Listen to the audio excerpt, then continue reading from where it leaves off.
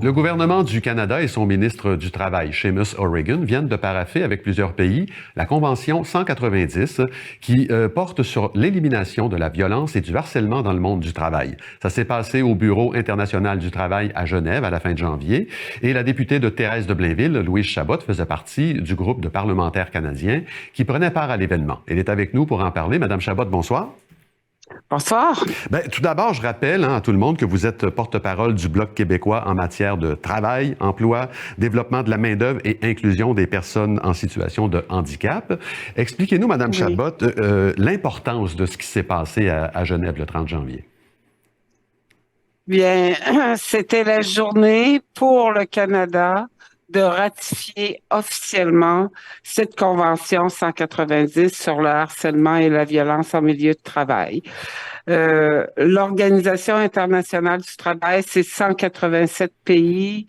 C'est tripartis, soit les grands syndicats, les employeurs et les gouvernements de ces pays, qui adoptent des conventions et qui ont un délai pour le ratifier. Cette convention, elle avait été adoptée à une conférence de l'OIT en 2019. Et le Canada et les autres pays ont d'habitude 1 an pour ratifier la convention. Et ce que ça signifie, la ratification de cette convention, c'est que le Canada devait avoir l'accord de toutes les provinces et des territoires, ce qu'il a obtenu, donc officiellement, devant le Bureau international du travail. Cette convention a été ratifiée, donc elle est en vigueur. Et je pense que c'est pas la moindre convention quand on parle de violence et d'harcèlement en milieu de travail. Il y a beaucoup de choses dans cette convention-là, Madame Chabot. Et dans le texte, il y a un truc qui m'apparaît, moi, intéressant, c'est qu'on y reconnaît que la violence et le harcèlement touchent de façon disproportionnée les femmes et les filles. Est-ce que ça annonce, selon vous, des moyens de prévention et d'intervention qui seront mieux ciblés? Ben, c'est une des conditions. À partir du moment où on ratifie la convention, le Québec, comme les autres provinces, doivent s'assurer maintenant que leur code du travail ou les lois du travail sont conformes à cette convention. Oui, c'est ce que ça veut dire. Ça veut dire qu'on doit prendre les moyens nécessaires pour que dans chaque milieu de travail, qu'il soit public ou privé, et ça touche tant les travailleurs, les employeurs, que je vous dirais même dans le réseau de la santé, les bénévoles qui y travaillent, ça touche tout le monde. Donc, l'employeur doit s'engager à avoir un milieu totalement absent de violence ou de harcèlement dans ces lieux de travail et prendre les dispositions nécessaires en termes de prévention et aussi de mécanismes pour l'enrayer. Justement, parlant de ça, est-ce qu'au Canada, est-ce qu'on n'a pas déjà des mécanismes qui servent ces fins-là, la loi C65, par exemple?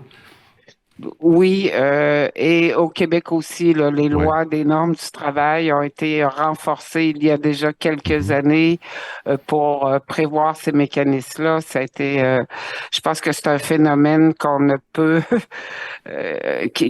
qui fait partie finalement de nos préoccupations depuis longtemps, que ces milieux de travail soient exempts d'harcèlement et de violence. Oui, c'est particulièrement les femmes, mais c'est dans les lieux de travail. Ça peut être en dehors des lieux de travail quand tu te déplaces, et ça peut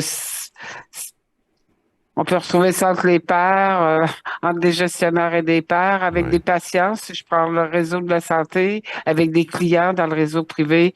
Donc, c'est un mécanisme qui vise à l'enrayer. Puis, il y a beaucoup de milieux qui mettent en place des comités de relations du travail où ces questions-là sont traitées.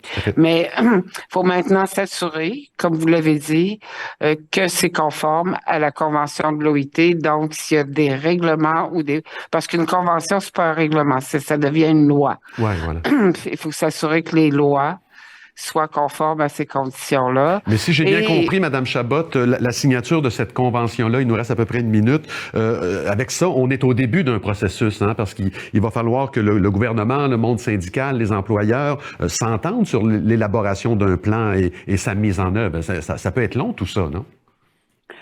Oui, mais je suis quand même confiante parce que, comme je vous dis, on a pris on a quand même pris les devants avant d'attendre la ratification officielle. Ouais. Maintenant, c'est des conventions qui sont quand même assez lourdes en termes de paragraphes. Il faut juste s'assurer que si on a besoin d'être renforcé, nos lois, il faut qu'ils soient conformes.